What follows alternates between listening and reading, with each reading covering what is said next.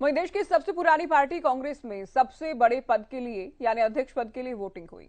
अध्यक्ष पद के लिए सोनिया गांधी, मनमोहन सिंह, राहुल गांधी और प्रियंका गांधी, अशोक गहलोत समेत कई दिग्गज नेताओं ने वोट किया। हरियाणा में पूर्व मुख्यमंत्री और नेता प्रतिपक्ष भूपेंद्र हुड्डा, हरियाणा कांग्रेस अध्यक्ष उदय भान, कुमारी शैलजा समेत वरिष्ठ नेताओं की ओर से वोटिंग की गई। तो देश भर में कांग्रेस के डेलीगेट ने वोट किया है। मल्लिकार्जुन खड़गे को आप देख रहे हैं तस्वीरों में, ये रेस में काफी आगे माने जा रहे हैं। हालांकि मुकाबले में या सामने केवल शशि थरूर हैं। ये दो उम्मीदवार आमने सामने रहे। जीत के दावे इनके थे। चुनाव प्रचार, चूंकि कांग्रेस की हम बात करें, कांग्रेस संगठन में कांग्रेस के डेलीगेट्स के बीच चुनाव प्रचार भी किया गया, वोट की अपील भी की गई और आज ये वोटिंग हुई है। हालांकि वोटिंग की प्रक्रिया खत्म हो गई है। वोटिंग की प्रक्रिया खत्म हो गई है। अब इंतजार चुनाव परिणाम का जरूर है। तस्वीरें हम आपको दिखा रहे हैं जब कांग्रेस के दिग्गजों की ओर से कांग्रेस अध्यक्ष पद के लिए वोट किया गया। 3 तस्वीरें आपको दिखा रहे हैं जहां राहुल गांधी ने वोट डाला है। दूसरी तस्वीर में आप देखेंगे सोनिया गांधी और प्रियंका गांधी, यानी गांधी परिवार ने वोट किया है गैर गांधी अध्यक्ष के लिए। 24 साल बाद ये हुआ है, यानी करीब करीब 2.5 दशक बाद ये मौका आया है जब गैर गांधी परिवार से अध्यक्ष चुनने के लिए वोटिंग करवाई गई है। पूर्व प्रधानमंत्री मनमोहन सिंह ने भी वोट किया है। कांग्रेस के दिग्गजों ने देश भर में वोट किया है। तो मल्लिकार्जुन खड़गे वो माने जा रहे हैं जिनके साथ गांधी परिवार का हाथ है, गांधी परिवार के विश्वास पात्र हैं।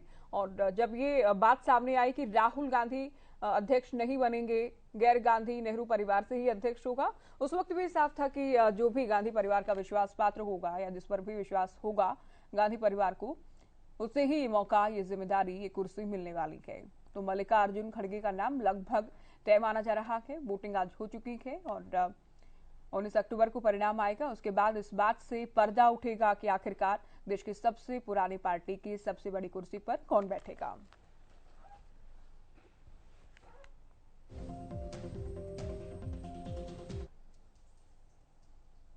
नहीं, हमारी मांग थी जब हमने पत्र लिखा था कांग्रेस अध्यक्ष को, हमारे साथियों ने, और उन्होंने ये बात मानी और चुनाव हुआ है। ये इंटरनल डेमोक्रेसी है। किस तरह से देखते हैं कि शशि थरूर और मल्लिकार्जुन खड़गे 2 लोग उम्मीदवार हैं? क्या दोनों कांग्रेसी हैं। एक खड़गे साहब भी सीनियर हैं और शशि थरूर जी भी 3 बार सांसद रह लिए, दोनों काबिल हैं। शशि थरूर कहते हैं कि अगर मेरी हार भी हुई लेकिन कांग्रेस की जीत होनी चाहिए। कांग्रेस की जीत होगी, दोनों कांग्रेस के हैं, कोई दूसरी पार्टी से थोड़ा ही है। सर, काफी देर बाद जो है गांधी फैमिली नहीं आ गया, कोई और बन रहा, कांग्रेस आगे और बढ़ेगी, इससे आप लगता है कि जितना से लोकतंत्र बना। देखिए, जो भी कांग्रेस का अध्यक्ष रहा है उन्होंने कांग्रेस की मजबूती करी है। आज तक जो भी कांग्रेस का अध्यक्ष रहा है उन्होंने कांग्रेस को मजबूत किया है, ये भी मजबूत करेंगे।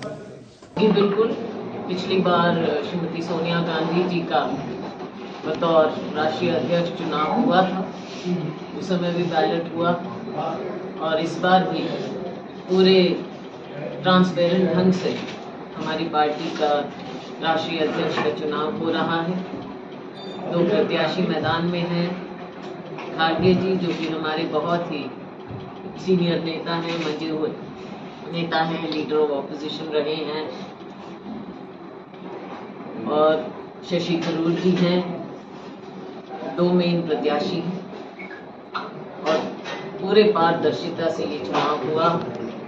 दोनों ने अपने अपने लिए वोट भी मांगे और सब कार्य ढंग से हुआ है। और आज हमारे डेलीगेट्स वोट डाल रहे हैं जगह जगह पर, देश भर में, पीसीसीज में और जगह कैंप ऑफिस भी लगे हैं। एआईसीसी में भी सोनिया जी ने और सीनियर नेताओं ने वोट डाले हैं और हमें मौका मिला है। हमने पीसीसी में आकर सभी साथियों ने अपने मत का उपयोग किया और हमें पूरा विश्वास है ये चुनाव बहुत अच्छे ढंग से सौहार्दपूर्ण वातावरण में होकर हमारे राष्ट्रीय अध्यक्ष चुने जाएंगे। और क्योंकि हम उम्मीद करते हैं हमारे सीनियर नेता मल्लिकार्जुन जी हैं, वो भारी बहुमत से बल्कि एक तरफा, क्योंकि लोग चाहते हैं कि उन जैसे मंझे हुए सीनियर नेता राष्ट्रीय अध्यक्ष का पद संभाले और हमारे सभी शीर्ष सीनियर नेताओं के मार्गदर्शन में उनके साथ मिलकर कार्य करें।